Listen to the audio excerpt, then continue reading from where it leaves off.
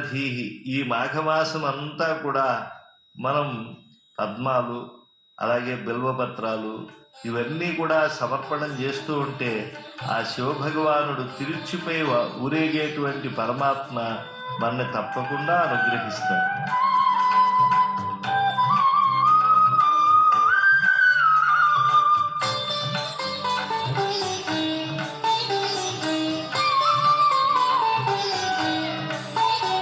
प्रभुवीशमनीशमशेषगुणं गुणहीनमहीशगराभरणं प्रभुवीशमनीशमशेषगुणं गुणहीनमहीशगराभरणं रणनिर्जितदुर्जयदैत्यपुरं प्रणमामि शिवं शिवकल्पतरुं प्रणमामि शिवं शिवकल्पतरुम्।